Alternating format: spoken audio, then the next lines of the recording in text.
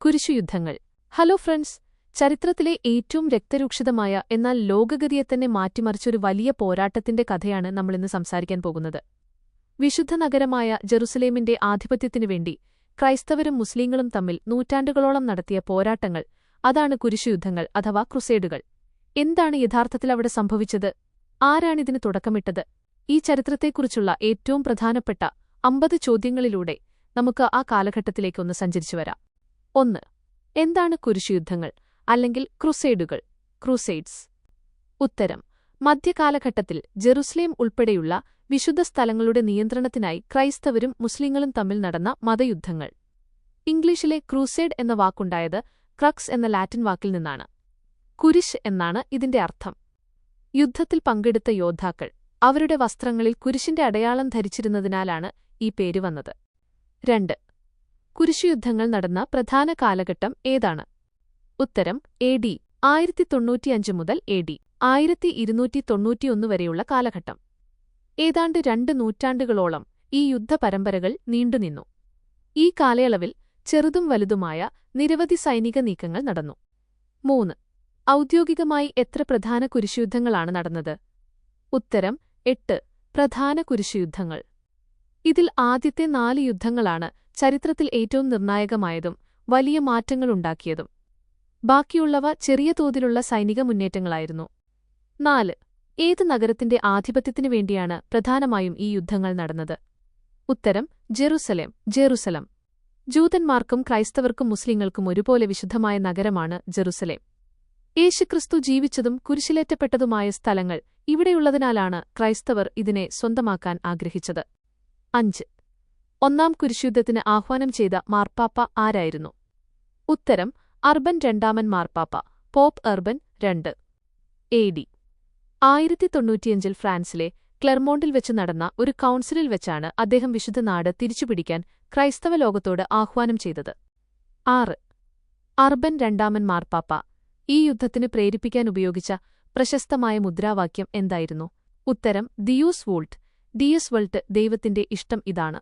ഈ യുദ്ധത്തിൽ പങ്കെടുക്കുന്നത് ദൈവത്തിന്റെ ആഗ്രഹമാണെന്നും ഇതിൽ മരിക്കുന്നവരുടെ പാപങ്ങൾ പൊറുക്കപ്പെടുമെന്നും മാർപ്പാപ്പ പ്രഖ്യാപിച്ചതോടെ ആയിരക്കണക്കിന് ആളുകൾ യുദ്ധത്തിന് തയ്യാറായി. 7. കുരിശുയുദ്ധങ്ങൾ തുടങ്ങാൻ പെട്ടെന്നുണ്ടായ കാരണം എന്തായിരുന്നു? ഉത്തരം: സെൽജുക് ടർക്സ് ജെറുസലേം പിടിച്ചടക്കിയതും ക്രൈസ്തവ തീർത്ഥാടകരെ പീഡിപ്പിച്ചതും. അതുവരെ അറബികളായ മുസ്ലിങ്ങളുടെ കീഴിൽ ക്രൈസ്തവർക്ക് ജെറുസലേം സന്ദർശിക്കാൻ അനുവാദമുണ്ടായിരുന്നു. എന്നാൽ പുതിയ ഭരണാധികാരികളായ തുർക്കികൾ തീർത്ഥാടനം തടഞ്ഞത് യൂറോപ്പിനെ ചൊടിപ്പിച്ചു. 8. ഏത് ചക്രവർത്തിയുടെ സഹായ അഭ്യർത്ഥനയാണ് മാർപ്പാപ്പയെ ഈ തീരുമാനത്തിന് പ്രേരിപ്പിച്ചത്? ഉത്തരം: ബൈസാന്റൈൻ ചക്രവർത്തിയായ അലക്സിയോസ് I കൊംനെനോസ്. മുസ്ലിം സൈന്യം തന്റെ സാമ്രാജ്യത്തിന്റെ അതിർത്തി വരെ എത്തിയപ്പോൾ കോൺസ്റ്റാന്റിനോപ്പിളിനെ സംരക്ഷിക്കാൻ അദ്ദേഹം പടിഞ്ഞാറൻ യൂറോപ്പിലെ ക്രൈസ്തവ രാജ്യങ്ങളുടെ സഹായം തേടുകയായിരുന്നു. 9. എന്താണ് പീപ്പിൾസ് ക്രൂസൈഡ്?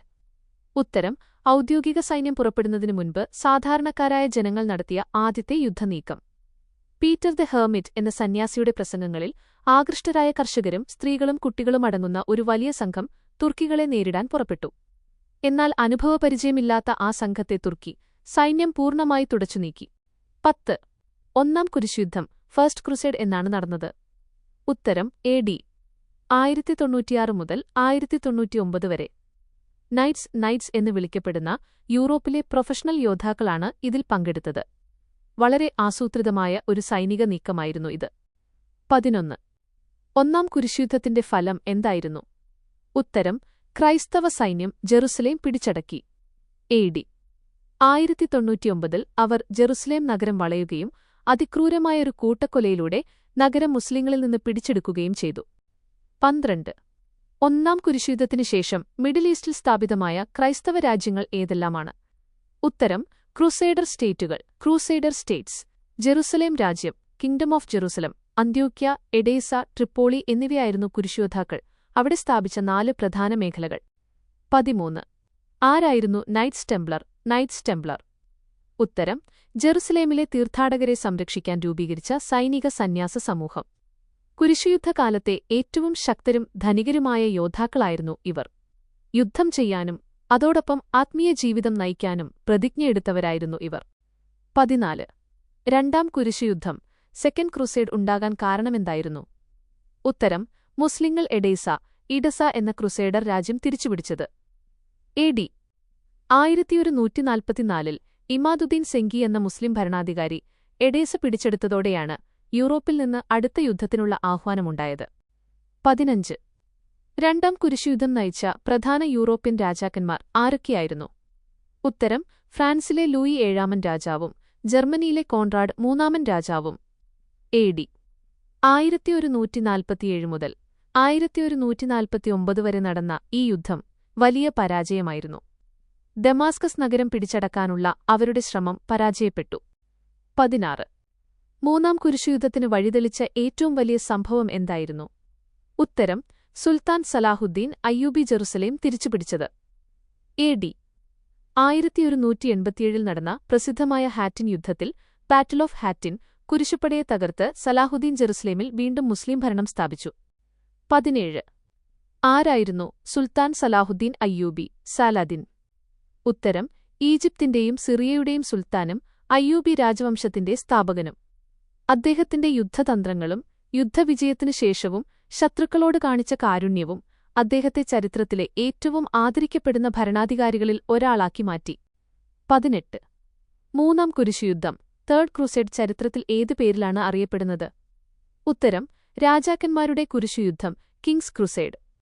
യൂറോപ്പിലെ ഏറ്റവും പ്രശസ്തരായ 3 രാജാക്കന്മാർ നേരിട്ടാണ് ഈ യുദ്ധം നയിക്കാനെത്തിയത്. അതുകൊണ്ടാണ് ഈ പേര് വന്നത്. 19. മൂന്നാം കുരിശുയുദ്ധത്തിൽ പങ്കെടുത്ത ആ 3 പ്രശസ്ത രാജാക്കന്മാർ ആരൊക്കെയായിരുന്നു? ഉത്തരം: ഇംഗ്ലണ്ടിലെ റിച്ചാർഡ് ഒന്നാമൻ സിംഹഹൃദയൻ, ഫ്രാൻസിലെ ഫിലിപ്പ് രണ്ടാമൻ, ജർമ്മനിയിലെ ഫ്രെഡറിക് ബാർബറോസ. ഇതിൽ ജർമ്മനിയിലെ ചക്രവർത്തി വഴിമധ്യേ നദിയിൽ മുങ്ങിമരിച്ചു. ഫ്രഞ്ച് രാജാവ് പകുതിക്കു വെച്ച് മടങ്ങി. പിന്നീട് റിച്ചാർഡ് രാജാവാണ് യുദ്ധം മുന്നോട്ടു കൊണ്ടുപോയത്. 20. റിച്ചാർഡ് രാജാവും സലാഹുദ്ദീനും തമ്മിലുള്ള പോരാട്ടത്തിന്റെ ഫലം എന്തായിരുന്നു? ഉത്തരം: ജാഫ സന്ധി ട്രീറ്റി ഓഫ് ജഫ ഒപ്പുവെച്ചു. AD 1192-ലുണ്ടാക്കിയ ഈ കരാർ പ്രകാരം ജെറുസലേം മുസ്ലിങ്ങളുടെ നിയന്ത്രണത്തിൽ തന്നെ തുടർന്നു. എന്നാൽ നിരായുധരായ ക്രൈസ്തവ തീർത്ഥാടകർക്ക് നഗരം സന്ദർശിക്കാനുള്ള പൂർണ്ണ സ്വാതന്ത്ര്യം സലാഹുദ്ദീൻ അനുവദിച്ചു. 21. നാലാം കുരിശുയുദ്ധത്തിൽ ഫോർത്ത് ക്രൂസേഡ് നടന്ന വിചിത്രമായ സംഭവം എന്തായിരുന്നു? ഉത്തരം: കുരിശുയോദ്ധാക്കൾ സ്വന്തം പക്ഷത്തുള്ള കോൺസ്റ്റാന്റിനോപ്പിൾ നഗരം ആക്രമിച്ചു കൊള്ളയടിച്ചു. ജെറുസലേമിലേക്ക് പോകുന്നതിനു പകരം സാമ്പത്തിക ലാഭത്തിനും രാഷ്ട്രീയ തർക്കങ്ങൾക്കും വേണ്ടി AD 1204-ൽ അവർ ഒരു ക്രൈസ്തവ നഗരമായ കോൺസ്റ്റാന്റിനോപ്പിൾ തന്നെ തകർത്തു.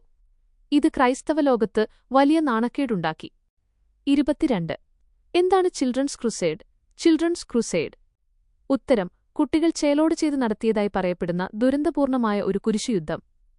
AD 1212-ൽ ഫ്രാൻസിലെയും ജർമ്മനിയിലെയും 10,000-കണക്കിന് കുട്ടികൾ ജെറുസലേമിലേക്ക് തിരിച്ചു. എന്നാൽ ഭൂരിഭാഗം കുട്ടികളും വഴിമധ്യേ തണുപ്പും പട്ടിണിയും കാരണം മരിക്കുകയോ കപ്പലുടമകളാൽ അടിമകളായി വിൽക്കപ്പെടുകയോ ചെയ്തു. 23. അഞ്ചാം കുരിശുയുദ്ധം എവിടെയാണ് കേന്ദ്രീകരിച്ചിരുന്നത്? ഉത്തരം: ഈജിപ്തിൽ.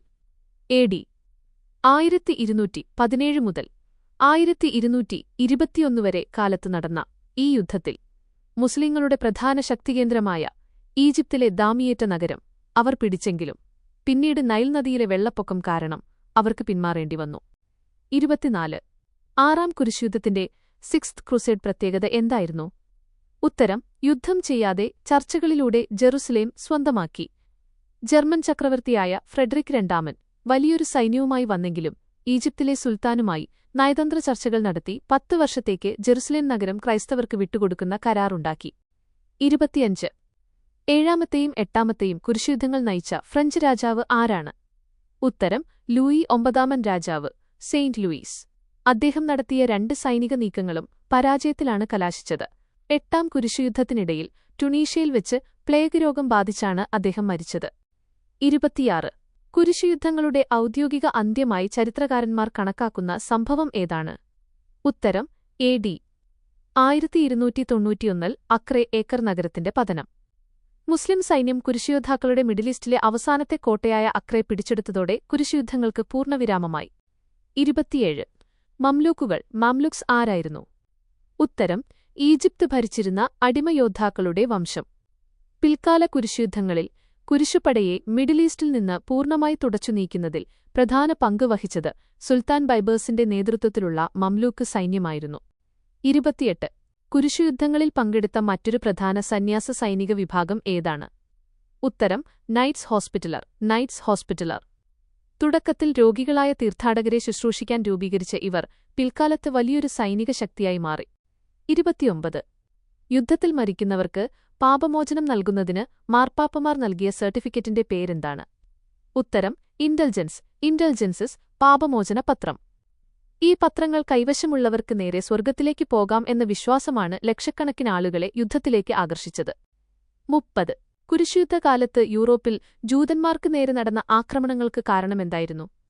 ഉത്തരം ക്രിസ്തുവിനെ കൊന്നത് ജൂതന്മാരാണെന്ന കടുത്ത ആക്രോശം.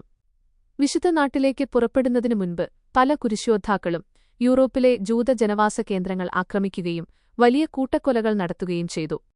31 കുരിശുയുദ്ധങ്ങൾ കാരണം യൂറോപ്പിലെ ഫ്യൂഡൽ വ്യവസ്ഥയ്ക്ക് ഫ്യൂഡലിസം എന്ത് മാറ്റമാണ് ഉണ്ടായത്?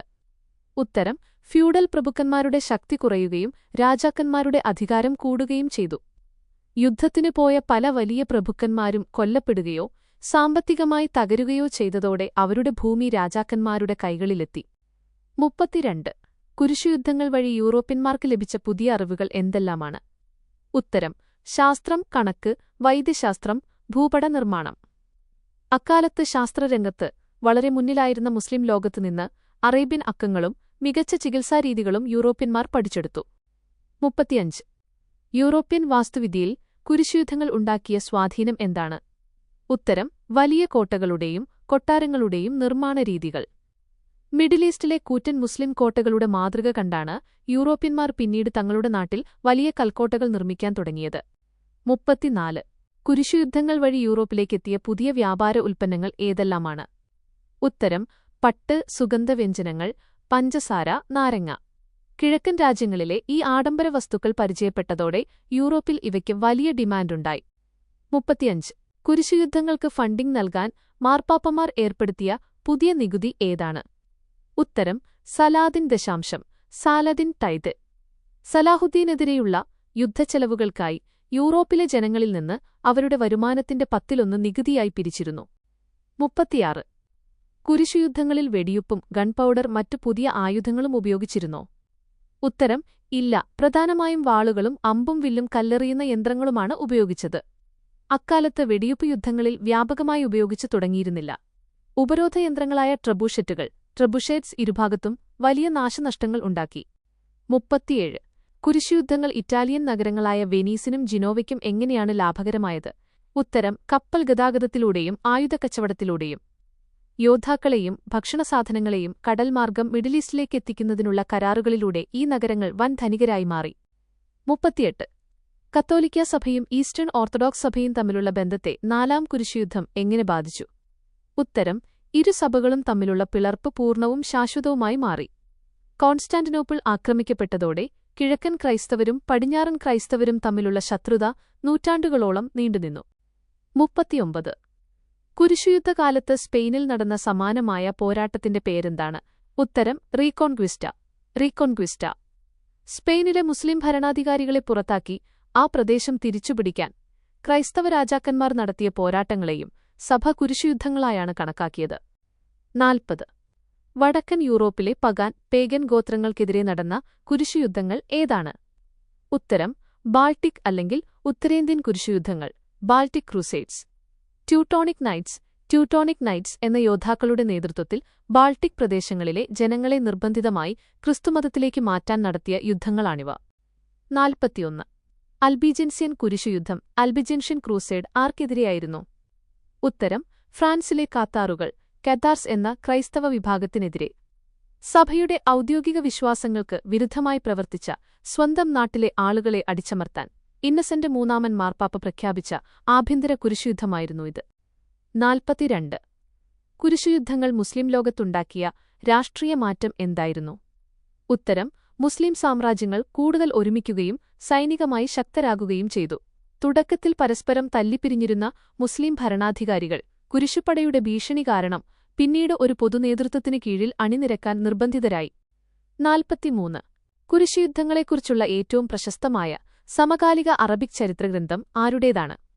ഉത്തരം ഇബ്നുൽ അസീർ ഇബ്ൻ അൽ ആസിർ. തന്റെ അൽഖാമിൽ ഫിത്താരിഖ് എന്ന പുസ്തകത്തിലൂടെ അദ്ദേഹം കുരിശുയുദ്ധങ്ങളെ മുസ്ലിങ്ങളുടെ കാഴ്ചപ്പാടിൽ വളരെ കൃത്യമായി രേഖപ്പെടുത്തിയിട്ടുണ്ട്. 44 കുരിശുയോദ്ധാക്കളുടെ പ്രധാന ചിഹ്നമായ ജെറുസലേം കുരിശിന്റെ ജെറൂസലം ക്രോസ് പ്രത്യേകത എന്താണ്? ഉത്തരം ഒരു വലിയ കുരിശും അതിന്റെ 4 കോണുകളിലുമുള്ള 4 ചെറിയ കുരിശുകളും.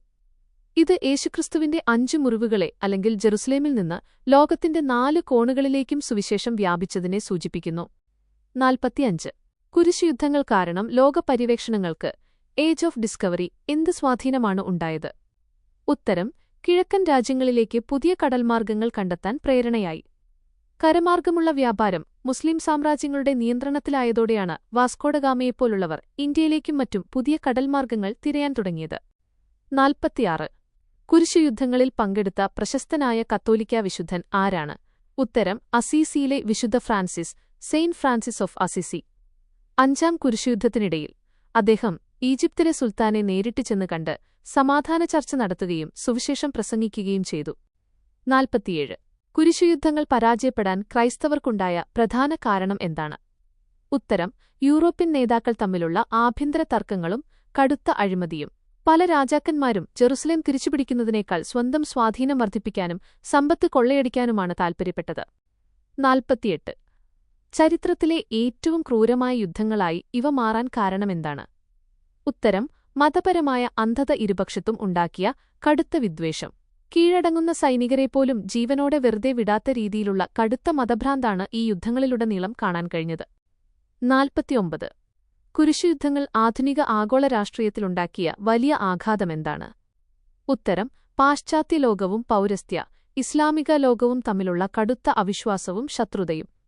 ഇന്നും പാശ്ചാത്യ രാജ്യങ്ങൾ മിഡിൽ ഈസ്റ്റിൽ നടത്തുന്ന ഇടപെടലുകളെ പലരും കുരിശുയുദ്ധങ്ങളുടെ തുടർച്ചയായി കാണുന്നതിന് കാരണം ഈ ചരിത്ര പശ്ചാത്തലമാണ്. 50 നൂറ്റാണ്ടുകൾ നീണ്ടുനിന്ന ഈ കുരിശുയുദ്ധങ്ങൾ യഥാർത്ഥത്തിൽ മതപരമായ വിശ്വാസങ്ങൾ സംരക്ഷിക്കാൻ വേണ്ടിയുള്ളതായിരുന്നുവെന്ന് നിങ്ങൾ കരുതുന്നുണ്ടോ? അതോ വെറും സാമ്പത്തിക നേട്ടത്തിനും രാഷ്ട്രീയ അധികാരത്തിനും വേണ്ടിയുള്ള പോരാട്ടമായിരുന്നോ? നിങ്ങളുടെ കൃത്യമായ അഭിപ്രായങ്ങൾ താഴെ കമന്റ് ചെയ്യൂ. മതത്തിന്റെ പേരിൽ മനുഷ്യൻ പരസ്പരം പോരടിച്ചപ്പോൾ ലക്ഷക്കണക്കിന് ജീവനുകളാണ് ഈ മണ്ണിൽ പൊലിഞ്ഞുപോയത്. കുരിശുയുദ്ധങ്ങളുടെ ചരിത്രം നമ്മെ പഠിപ്പിക്കുന്നത് സഹിഷ്ണുതയുടെയും സമാധാനത്തിന്റെയും വിലയാണ്. വീഡിയോ ഇഷ്ടമായെങ്കിൽ ദയവായി ലൈക്ക് ചെയ്യുക. കൂടുതൽ ചരിത്ര വീഡിയോകൾക്കായി ചാനൽ സബ്സ്ക്രൈബ് ചെയ്യുക.